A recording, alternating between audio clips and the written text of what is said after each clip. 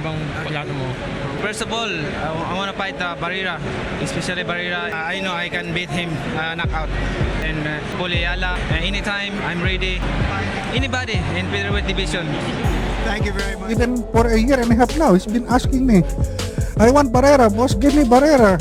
Negotiate for Barrera. He was so happy, shouting over the telephone, thank you, boss, At least, this is what I want, he said.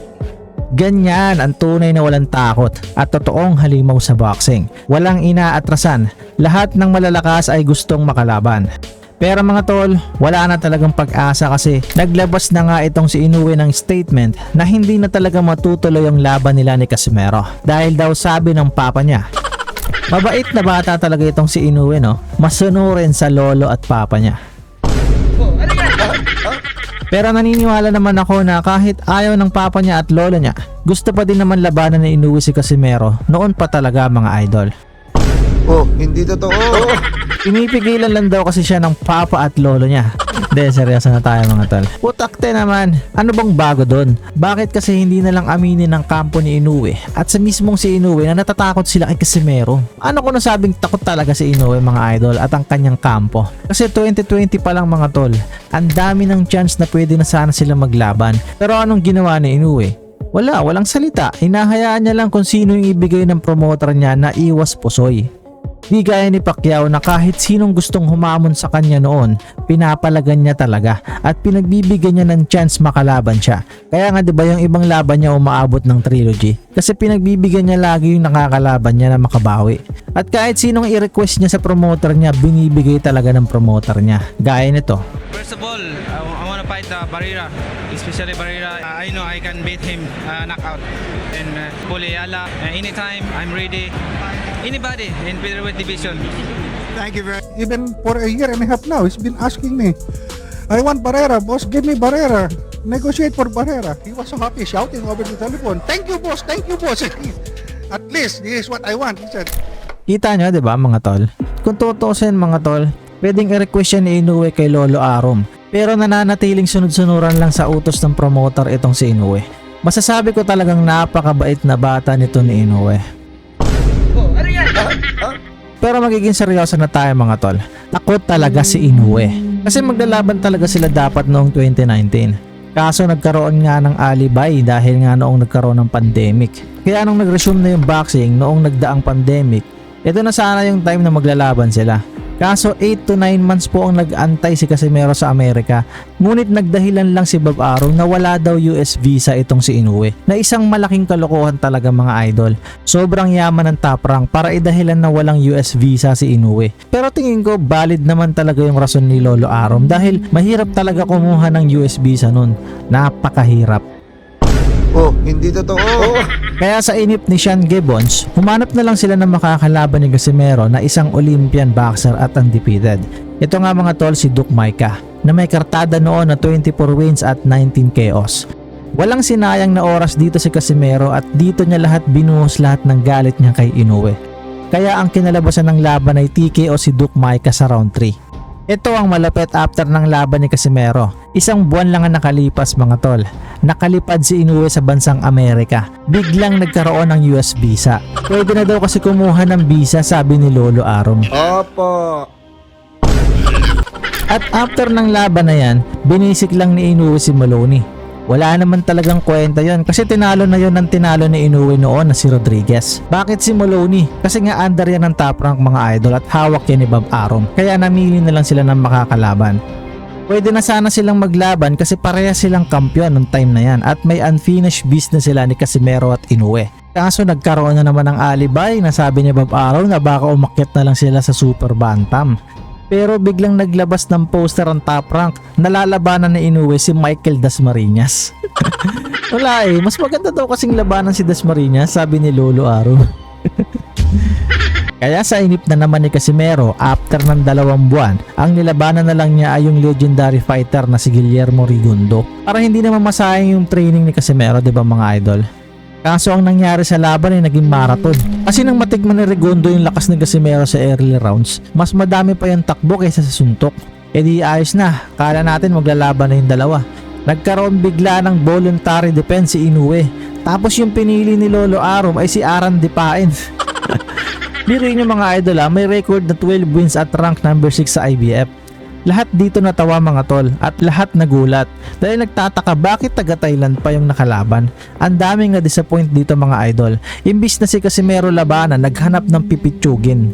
Kaya hanggang sa nagkaleche-leche na yung nangyari kay Casimero at tuluyan nang lumabo na magtagpo sila at maglaban. Tapos yung sauna champion bida-bida, si Paul Butler, kala mo talaga may gagawin. Kaya tinalo na yan ni Tete noon TKO pa mga tol. Tinalo din yan ni Rodriguez na tinalo ni Inoue ng TKO. Tapos siya pa yung huling nakalaban ni Inoue sa title shot nito para maging undisputed. So anong chance ni Paul Butler? Wala talaga mga tol. Kaya tignan mo kala ni Inoue astig siya tignan dito Mong ewan lang. Paano magagawa niya lang yan sa mga boxer na alam niyang walang kwenta mga tol. De, pero biro malakas talaga yan si Butler.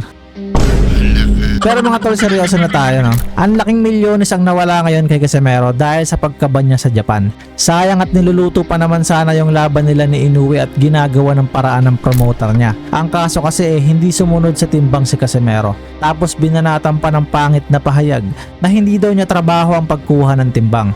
You know, my weight, but potential, but hindi na bago sa akin to.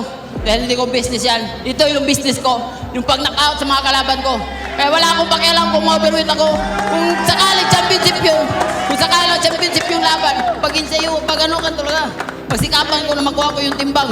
Pero hindi championship to. Kaya may point pa na 123 yung timbang ko, 1 point lang. Dapat okay yun, option yun Kasi hindi championship, pero okay lang. Syempre mga tol, nabastusan yung mga Japanese fans doon mga idol. Ang gusto kasi madinig ng mga Japanese fans yung hihingi ka ng pasensya kasi hindi mo nakuha yung timbang at magpapasalamat. Kaso napasobra kasi yung salita ni Tata. Pwede naman maging maangas mga tol pero kailangan mo pa din maging maingat sa salita. Lalo kung may iniingatan kang reputasyon. Sa nangyari kay Casimero mga tol, mas lalo pa tuloy lumabo yung pag-asang matuloy ang labang Casimero versus Inoue. Gaya ng paglabo na sasagutin ka ng crush mo. Mas mainam para kay Casimero dahil 1 taon siyang ban sa Japan, lalo pat promoter niya ay Hapon. Hindi natin alam kung ilang laban na lang natitira sa kanya mga tol. At kung bibitawan na ba talaga siya ni Masayuki Ito. Malamang sa malamang magigain na naman niya ng timbang dahil matagal matitenga. Dapat i-maintain niya lang yung timbang niya sa 130 kahit wala siyang laban. Iwasan ng alak at matatabang pagkain. Huwag susobra. Opinion ko lang naman to mga tol. Kahit non-title fight pa ang laban, dapat sineseryoso pa din ang paghahanda, lalo sa timbang. So yun nga, good luck muna sa ating pambato na si General Casimero. Sana makakuha siya ng magandang promoter kung bibitawan man siya ni Masayuki Ito. At makalaban pa din siya kahit hindi muna sa Japan.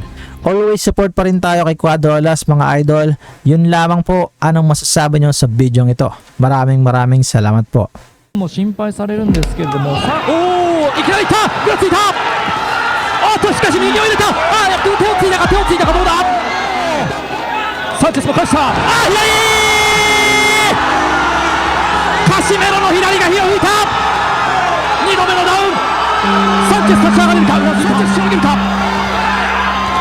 攻勢一方か、いや返す、返している、そこに打ち込んでいくサンチェス、いやカシメロが集めていく、左が入った。サンチェス力ないですね。されました。残りは30秒。左を返した。右。カシメロがまた来た。ポーランドどうでしょう。しのげるか。止めた。終わった。そして。Sobrang kasi last minute na ako, 5 hours na lang yung kain ko. Pagtapos ng timbang, uminom lang ako ng tubig. Wala na, that's it. So, hinintay ko, umising ako ng umaga, alas 10, timbangan na naman. So, yun lang ang kain ko, isang bisis.